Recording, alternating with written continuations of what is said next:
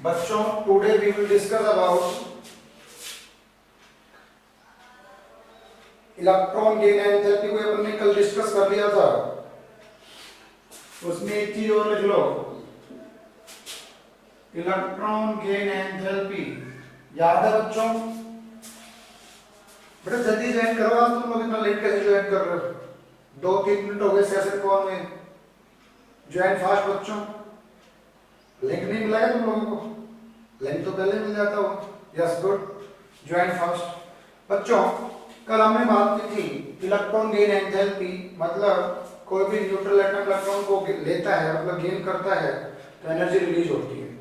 तो energy release होगी तो एक एक्सोथर्मिक प्रोसेस होगी, और बच्चों एक्सोथर्मिक प्रोसेस होगी इट मींस वहां पे एनर्जी को मैं नेगेटिव साइन में यूज करूंगा। याद रखना एक्सोथर्मिक रिएक्शंस के केस में हम एनर्जी को बेटा नेगेटिव साइन में यूज करते हैं, और एंडोथर्मिक के केस में बेटा एनर्जी को हम लोग पॉजिटिव साइन के फॉर्म में यूज कर लेते हैं।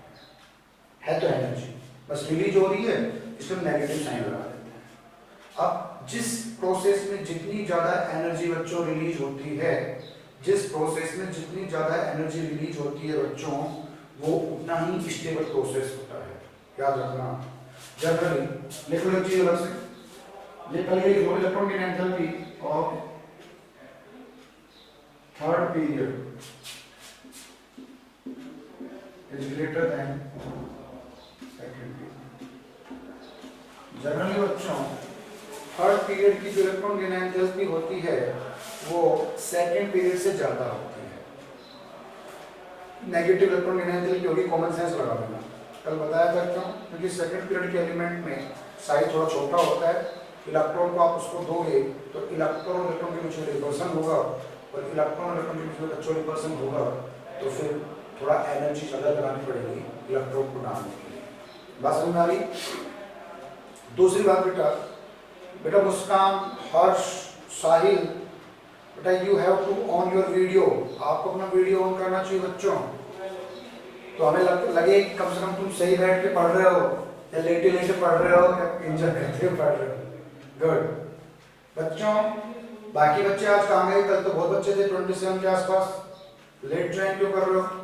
तुम लोगों को समझ में आ रहा है बेटा? समझ में आ रहा है नहीं आ रहा? बताओ जल्दी।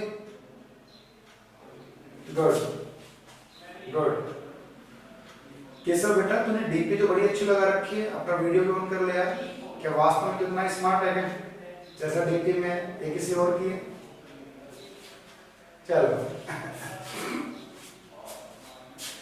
तो बेटा थर्ड पीरियड जो है उसकी इलेक्ट्रॉन गेन एंथैल्पी ज्यादा होती है सेकंड पीरियड के कंपेयर। उसके पीछे का रीजन अपन ने कल एक्सप्लेन कर दिया था। अब एक बहुत ही इंपॉर्टेंट टॉपिक को डिस्कस करने जा रहा हूं बेटा, और वो टॉपिक है electron negativity.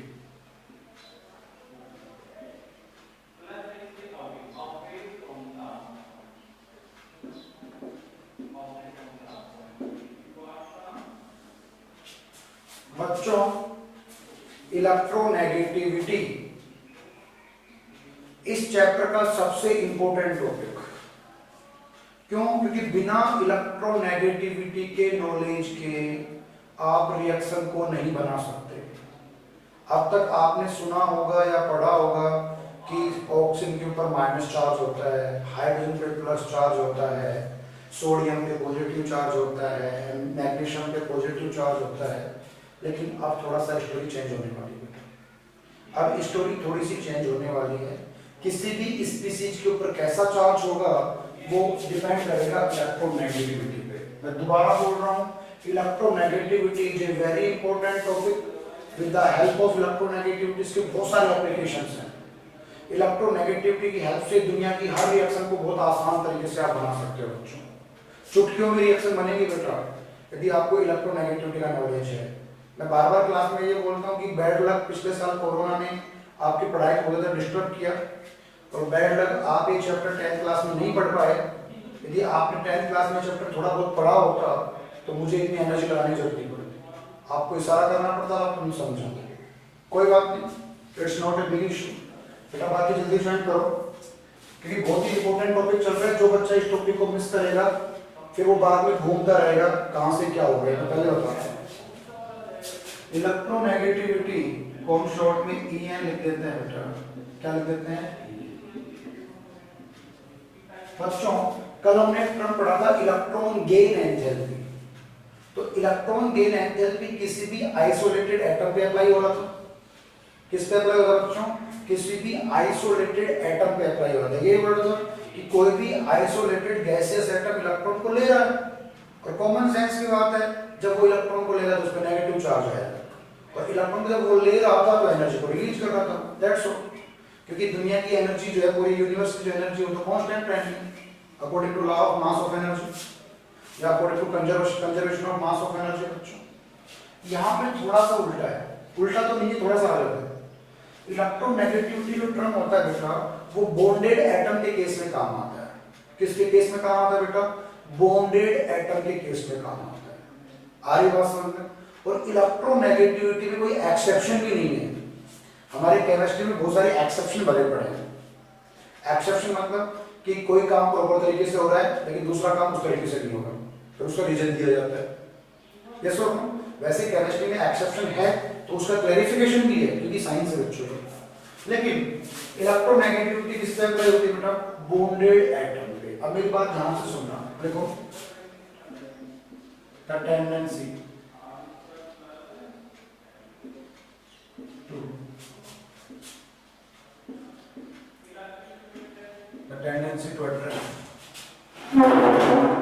to attract electron,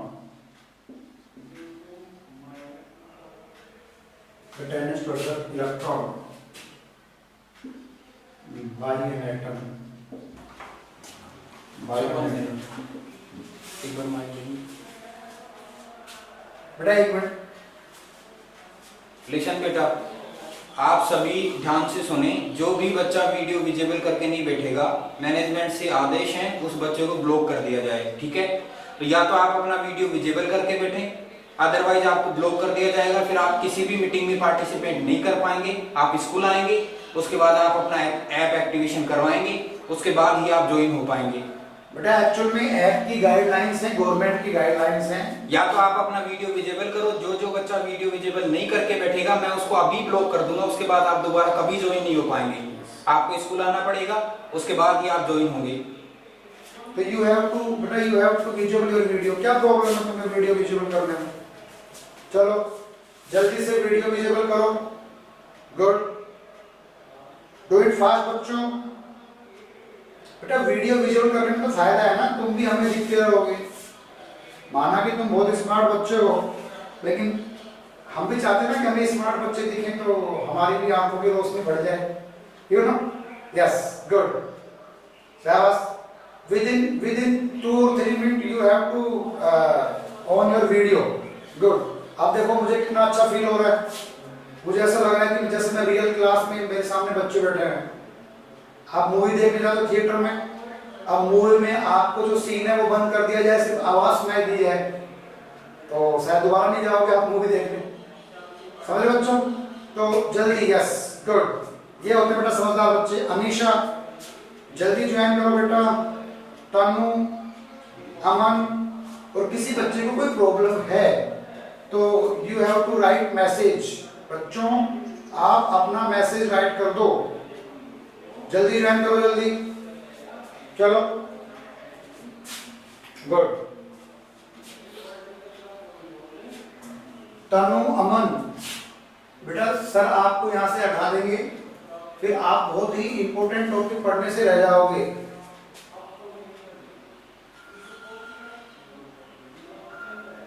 good. मैं तो तुम लोगों को जानता भी नहीं, अब तुम्हारी शक्ल दिखे थोड़ी बहुत जान पहचान हो जाएगी। ज्वाइन फास्ट बच्चों। चलो देखो बेटा, इलेक्ट्रोनेगेटिविटी क्या है? Tendency to attract electron by an atom in a bonded molecule. The tendency to attract electron by an atom in a bonded molecule is called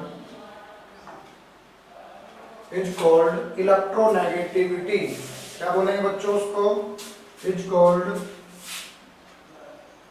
electronegativity.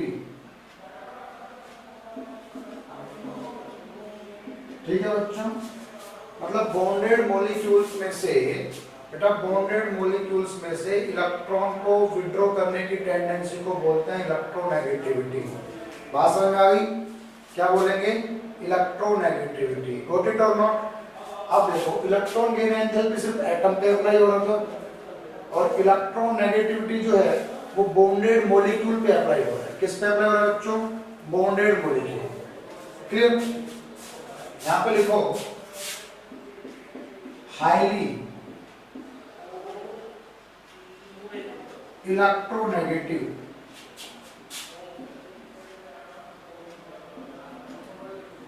Elements, highly electronegative elements attract electrons by lower electronegative element। बेटा जिस element की electronegativity ज्यादा होती है बच्चों, वो lower electronegative element से electron को विड्रॉ करता है, इलेक्ट्रॉन को निकालता है। मैं दोबारा बोल रहा हूं बेटा, ये बहुत ही इंपॉर्टेंट कंसेप्ट है, ये बहुत ही इंपॉर्टेंट कंसेप्ट है। ठीक है? और ये जो बॉन्डेड मॉलिक्यूल होगा बेटा, ये कोवलेंट बॉन्ड होगा, लिख लेना।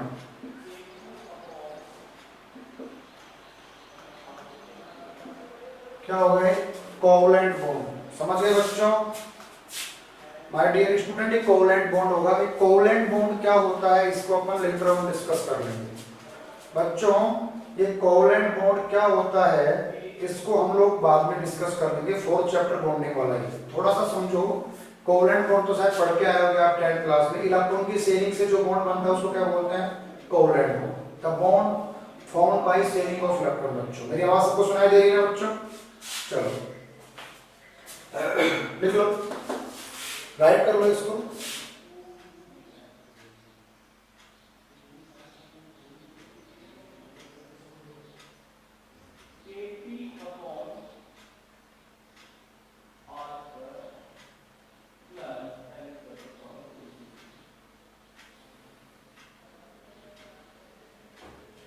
ठीक है, चलो लिख लिया। मान लो मेरे पास कोई मॉलिक्यूल है AB। क्या है? मेरे पास कोई मॉलिक्यूल है बेटा AB। मैं एक हाइपोथेटिकल मॉलिक्यूल की बात कर रहा हूं। मान लो यहाँ पे B जो है वो बॉन्डेड इलेक्ट्रॉन को अपनी तरफ शिफ्ट करवाता है। चलो पूरा समझो बेटा दोस्तों।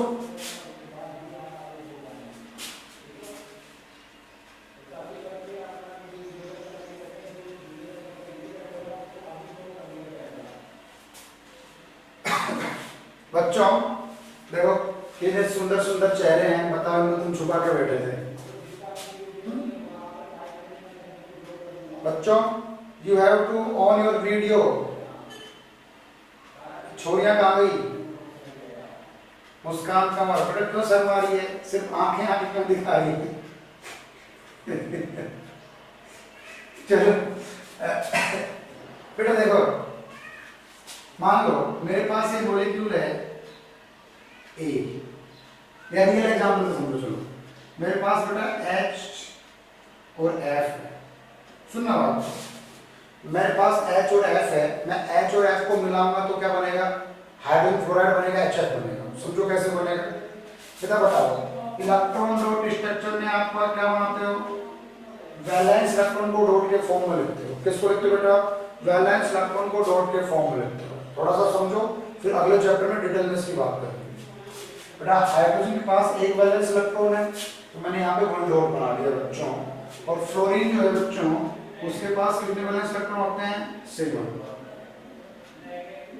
अब आप कहोगे सर आपको इतना जल्दी कैसे पता कि फ्लोरीन के पास 7 वैलेंस इलेक्ट्रॉन होते हैं? तो भाई साहब पीरियोडिक टेबल क्यों पढ़ाई गई थी? रिलेटिव इसी दिन के लिए पढ़ाई गई थी कि आप फटाफट से वैलेंस इलेक्ट्रॉन काउंट कर लो, आपको एटॉमिक नंबर काउंट करने की जरूरत नहीं होती है, फिर कॉन्फ़िगरेशन करके वैलेंस इलेक्ट्रॉन निकालने की जरूरत नहीं होती है। बीइंग स्मार्ट पीपल, बेटा स्मार्ट पीपल बनो, मतलब आपको इतना पता होना चाहिए कि कौन सा एलिमेंट कौन से ग्रुप का है। बताओ एक बार बताओ छोटी सी, फर्स्ट ग्रुप जो है उसमें वैलेंस इलेक्ट्रॉन कितने होंगे बताओ, वैलेंस इलेक्ट्रॉन कितने होंगे 1, सेकंड ग्रुप में कितने होंगे 2, अब जो 13 ग्रुप है जिसको अपन थर्ड ग्रुप भी बोलते हैं तो उसमें कितने होंगे 3, 14 ग्रुप में कितने होंगे 4, 15 ग्रुप में कितने होंगे 5, 16 ग्रुप में कितने होंगे 6, 17 ग्रुप में कितने होंगे 7 और 18 ग्रुप में कितने होंगे 8। सिंपल, ये तो वैलेंस इलेक्ट्रॉन है एस और पी ब्लॉक के। बड़ा डी ब्लॉक के वैलेंस इलेक्ट्रॉन बहुत कम काम आते हैं क्योंकि डी ब्लॉक के एलिमेंट जो होते हैं वो जनरली आयनिक बॉन्ड बनाते हैं, कोवलेंट बॉन्ड बनाते नहीं है। और हम किसकी प्रॉपर्टी की बात कर रहे हैं, कोवलेंट बॉन्ड की प्रॉपर्टी की बात कर रहे हैं। किसकी बात कर रहे हैं बेटा, हम बात कर रहे हैं कोवलेंट बॉन्ड की प्रॉपर्टी की। बात समझ में आई नहीं आई?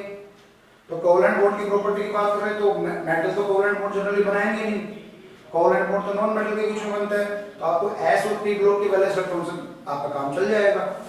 तो अब आपको ये पता होना चाहिए कि कौन सा एलिमेंट कौन से ग्रुप का है। उसके लिए बेटा मैंने आपको राइम्स के लिए फर्क किए, बताओ फर्क नहीं फर्क। अब मैं कहूं कि what is the valence electron in silicon, तो आप फटाफट से याद रखोगे सिलिकॉन कौन से ग्रुप का एलिमेंट है, 14 ग्रुप का एलिमेंट है। और 14 ग्रुप का एलिमेंट है कौन से, कितने वैलेंस इलेक्ट्रॉन होंगे 4। ट्रिक समझो, ये जो लास्ट का नंबर है ना बेटा 3, 4, 5, 6, 7, 8, यही वैलेंस इलेक्ट्रॉन है। आपको इतना ज्यादा सोचने की जरूरत नहीं। जैसे 13 के लास्ट में 3 आता है बेटा, सबको पता है ना 13 में 3 आता है लास्ट में, तो 3 ही वैलेंस इलेक्ट्रॉन हो जाएगा। समझ गए क्या? ऐसे भी आपको एक दिमाग पे जोर देने की जरूरत नहीं, लास्ट का डिजिट देख लो, फर्स्ट सेकंड उसमें लास्ट डिजिट है। तो वैलेंस इलेक्ट्रॉन बहुत काम आते हैं बच्चों, वैलेंस इलेक्ट्रॉन इतने काम आते हैं जितना कि आपके मम्मी और पापा काम आते हैं। समझ रहे हो बात को? तो माय डियर स्टूडेंट, यहाँ पे फ्लोरीन जो है वो 17 ग्रुप एलिमेंट है। फिर कल बाहर आई आंटी, या ऐसे बोल सकते हो फिर कल बाहर आई चाची। आंटी को चाची नहीं बोलते। तो फ्लोरीन, क्लोरीन, ब्रोमीन और आयोडीन दी जाकर 17 ग्रुप एलिमेंट बच्चों, ये 17 ग्रुप एलिमेंट है बच्चों। तो यहाँ पे फ्लोरीन के पास 7 इलेक्ट्रॉन होंगे, हाइड्रोजन के पास 1 इलेक्ट्रॉन होगा। कंसेप्ट क्या कहता है, ज्यादातर एलिमेंट्स जो होते हैं वो अपना ऑक्टेट कंप्लीट करते हैं, अपने वैलेंस शेल में 8 इलेक्ट्रॉन कंप्लीट करते हैं और स्टेबल हो जाते हैं। और हाइड्रोजन लाइक स्पीशीज जो होती है, हाइड्रोजन और हीलियम जैसे मॉलिक्यूल एटम्स जो होते हैं वो 2 इलेक्ट्रॉन कंप्लीट करते हैं। कितने इलेक्ट्रॉन कंप्लीट करते हैं बच्चों? 2 इलेक्ट्रॉन कंप्लीट करते हैं। बात समझ में आ रही? तो यहाँ पे देखो हाइड्रोजन बच्चा फ्लोरीन से 1 इलेक्ट्रॉन की शेयरिंग कर लेगा और साइमल्टेनियसली फ्लोरीन हाइड्रोजन से 1 इलेक्ट्रॉन की शेयरिंग। बच्चों यहाँ पे इलेक्ट्रॉन की शेयरिंग से बॉन्ड बनता है। किससे बॉन्ड बन रहा है बच्चों? इलेक्ट्रॉन की शेयरिंग से बॉन्ड बन रहा है बेटा। इसी बॉन्ड को हम लोग कोवलेंट बॉन्ड बोलते हैं। देखो ये जो 2 इलेक्ट्रॉन है, ये जो 2 इलेक्ट्रॉन है बच्चों, जिसको मैं यहाँ पे रेड मार्क कर रहा हूँ, these 2 electrons are shared electron। ये जो 2 इलेक्ट्रॉन है बच्चों, इन्हीं को हम शेयर्ड इलेक्ट्रॉन बोलते हैं। आई होप आपने इलेक्ट्रॉन का स्ट्रक्चर अगले क्लास में पढ़ा होगा। बात समझ में आ गई?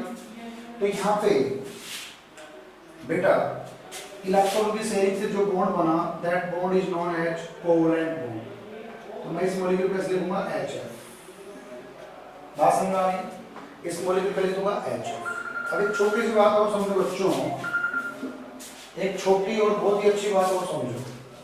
छोटी और बहुत अच्छी बात क्या है कि सिंगल बॉन्ड, कोई भी सिंगल बॉन्ड या 1 बॉन्ड कर लो, सिंगल की जगह 1 कर लो, 1 bond formed by 2 electrons। 1 कौन सा? कोवलेंट बॉन्ड की बात कर रहा हूं बच्चों, मैं यहाँ पे किसकी बात कर रहा हूं? कोवलेंट बॉन्ड की बात कर रहा हूं बेटा। एक कोवलेंट बॉन्ड जो होता है वो 2 इलेक्ट्रॉन से, समझ गए? समझ गए क्या? तो किसी भी बॉन्ड को बनने के लिए कितने इलेक्ट्रॉन की रिक्वायरमेंट होती है बच्चों? 2 इलेक्ट्रॉन्स की रिक्वायरमेंट होती है बेटा। तो यहाँ पे 2 इलेक्ट्रॉन से एक बॉन्ड बन गया। बेटा बॉन्ड को हम ऐसे लाइन के फॉर्म में दिखा देते हैं। H और F के बीच में मैंने जो लाइन बनाई है बेटा, ये लाइन एक बॉन्ड है और that bond is known as covalent.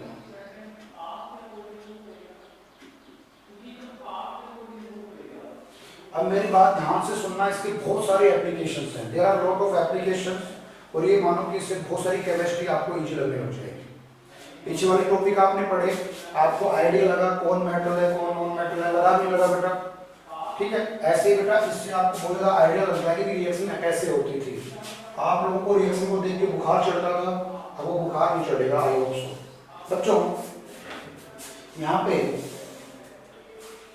एक बार बताओ, हाइड्रोजन और फ्लोरीन के बीच में जो इलेक्ट्रॉन की शेयरिंग हुई, ये जो बॉन्डेड इलेक्ट्रॉन है,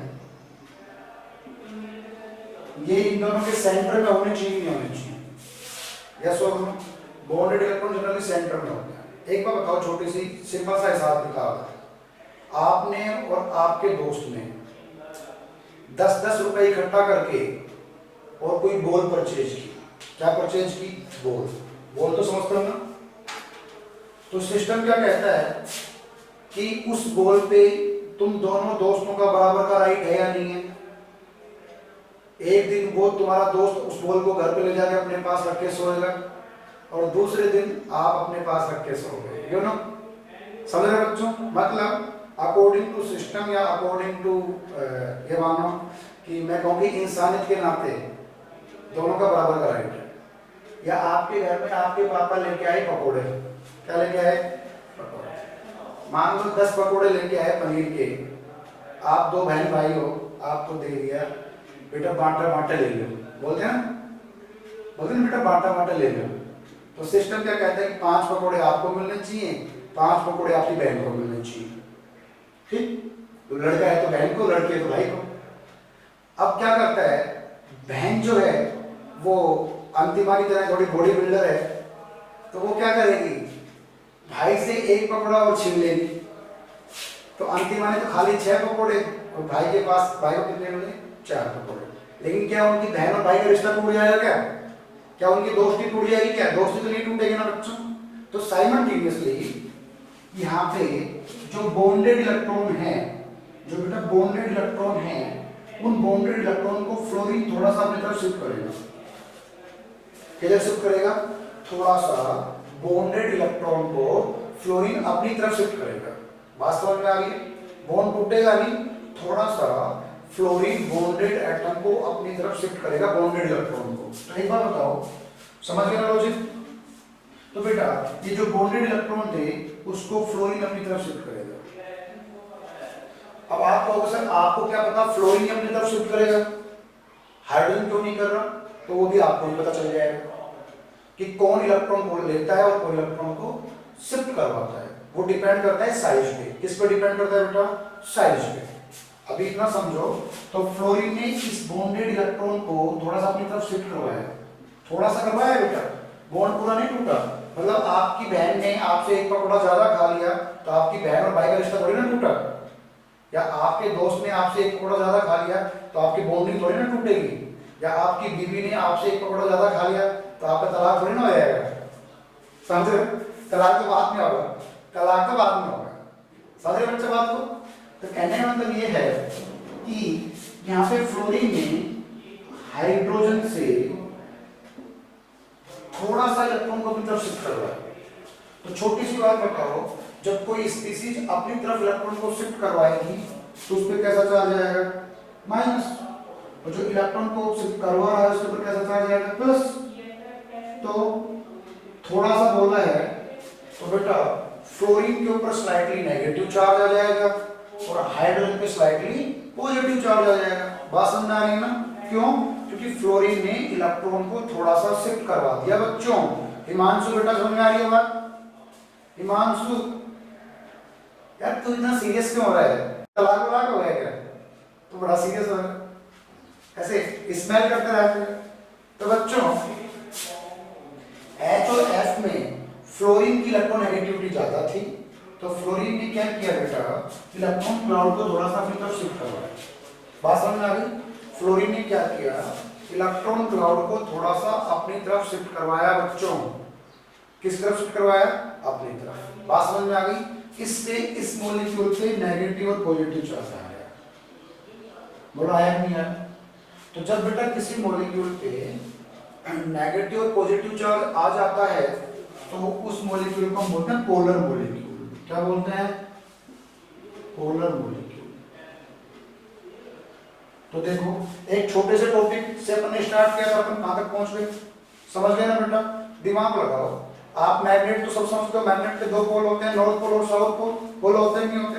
साइमल्टेनियसली बेटा इस मॉलिक्यूल के ऊपर स्लाइडली नेगेटिव पॉजिटिव चार्ज आ गए, दो चार्ज क्रिएट हो गए, तो इसके ऊपर एक तरीके से पोल क्रिएट हो गया, एक पॉजिटिव पोल एक नेगेटिव पोल। तो that molecule is known as polar molecule. बात समझ में आ गई क्या बेटा? बात समझ में आ गई क्या? तो a molecule which have slightly negative positive charge known as polar molecule. अब इससे हमें कितना फायदा होने वाला भी पता चल जाएगा आपको। तो यहां पे लिख लो fluorine is more electronegative than hydrogen. और एक बात और पता चलता हूं मैं कि फ्लोरीन दुनिया का सबसे ज्यादा इलेक्ट्रोनेगेटिव एलिमेंट है। फ्लोरीन जो है बेटा वो पूरे एलिमेंट्स का सबका बाप है।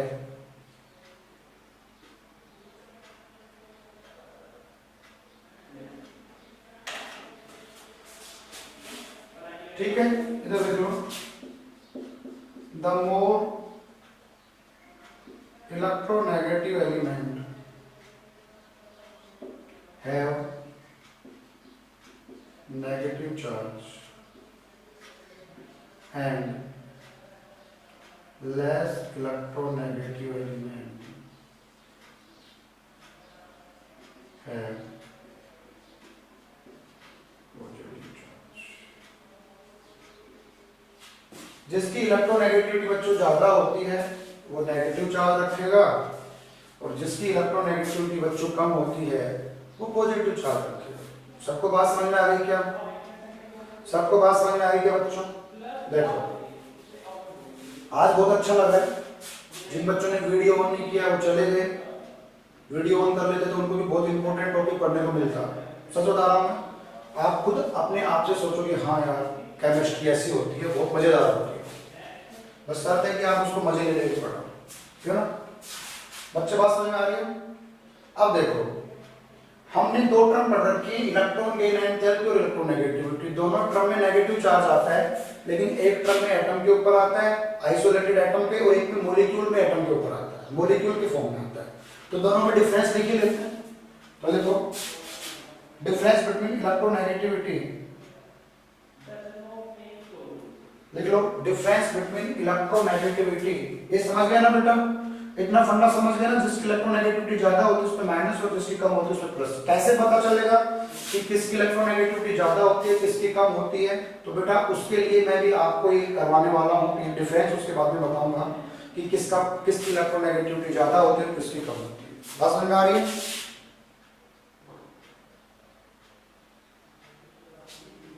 बात समझ में आ रही ना बेटा? बेटा दूं? देखो बेटा कितने पसीने आ रहे हैं हम लोगों के, गर्मी भयंकर है, लाइट प्रॉपर आ नहीं रही, फिर भी हम लोग आप लोगों को बिना गर्मी की परवाह किए, सब बता रहा हूँ, आप लोग वीडियो में दिख रहा होगा कि पूरी शर्ट पीछे से पसीने में गीली हो गई। ठीक?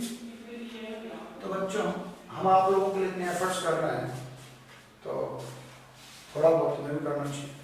तो right the difference between electronegativity and electron gain enthalpy। Electron gain enthalpy का दूसरा नाम क्या बेटा? Electron affinity. बताया था? Electron affinity. ठीक है? इलेक्ट्रॉन एफिनिटी मतलब इलेक्ट्रॉन के साथ दोस्ती करने की टेंडेंसी। इलेक्ट्रॉन के साथ दोस्ती कौन करेगा? जिसकी इलेक्ट्रॉन की रिक्वायरमेंट है। तो देखो फर्स्ट लिखो इलेक्ट्रोनेगेटिविटी। बच्चों इलेक्ट्रोनेगेटिविटी होती है, प्रॉपर्टी होती है बॉन्डेड एटम की। देखो it is property of bonded atom. ये मैं बार बार इस बात पे जोर देके बोल रहा हूँ बेटा कि ये जो प्रॉपर्टी होती है वो बॉन्डेड एटम की होती है। किसकी प्रॉपर्टी होती है बच्चों? बॉन्डेड एटम की होती है। बोलो होती है नहीं होती? देखो ये किसकी प्रॉपर्टी होती है? It is property of isolated gases atom. बच्चों ये आइसोलेटेड एटम की प्रॉपर्टी होती है, मतलब जो एटम आइसोलेट होता है उसकी प्रॉपर्टी होती है, मतलब अलग से सिर्फ इंडिविजुअल एटम की प्रॉपर्टी होती है। सेकंड लिखो,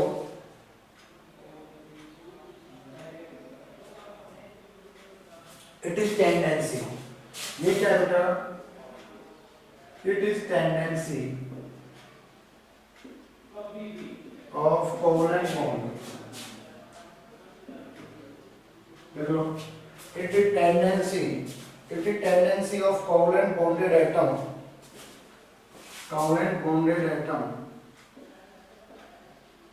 to attract shared electron। मतलब ये बॉन्डेड एटम की टेंडेंसी होती है कि वो शेयर्ड इलेक्ट्रॉन को क्या करे? अट्रैक्ट करे। ठीक है, शेयर्ड इलेक्ट्रॉन टुवर्ड्स itself, अपनी तरफ, toward itself। यहाँ पर बेटा शेयर्ड पेयर मतलब जो बॉन्डेड इलेक्ट्रॉन है उसको शेयर्ड इलेक्ट्रॉन बोलेंगे। ये टेंडेंसी होती है बॉन्डेड इलेक्ट्रॉन को अट्रैक्ट करने की बच्चों। क्लियर? इसमें लिख लो, ये क्या होती है? It is tendency two electron को अट्रैक्ट करने की टेंडेंसी होती है, ना कि शेयर्ड पेयर इलेक्ट्रॉन। लिख लो, इट इज टेंडेंसी, ठीक, tendency to attract electron and इसमें एनर्जी रिलीज होती है।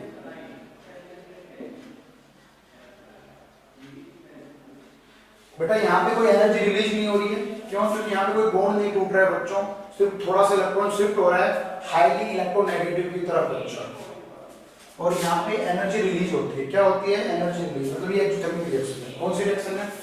एक्सोथर्मिक। ठीक है, ये बेटा it increase regularly in period. ये पीरियड में रेगुलर इंक्रीज होती है, यहाँ पे कोई एक्सेप्शन नहीं है बच्चों। और यहाँ पे क्या है बच्चों? एक्सेप्शन है।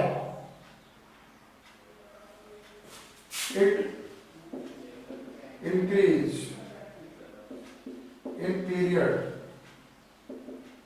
But not regular. बच्चों ये पीरियड में इंक्रीज तो होती है लेकिन रेगुलर इंक्रीज नहीं होती, कभी इंक्रीज कभी डिक्रीज, कभी इंक्रीज कभी डिक्रीज। यहाँ पे रेगुलर ट्रेंड नहीं है इलेक्ट्रोनेगेटिविटी के केस में। सेकंड लिख लो, फोर्थ लिख लो, यूनिटलेस होती है। क्या होती है बच्चों? इट इज यूनिटलेस बच्चों। इलेक्ट्रोनेगेटिविटी की कोई यूनिट नहीं होती बच्चा, ध्यान रखना। इट इज यूनिटलेस और इसकी यूनिट होती है किलोजूल पर मोल, क्योंकि एनर्जी की यूनिट होती है। एनर्जी यूनिट क्या होती है? जूल, किलो जूल, इस तरीके से बच्चों। तो इसकी यूनिट होती है किलो जूल पर मोल।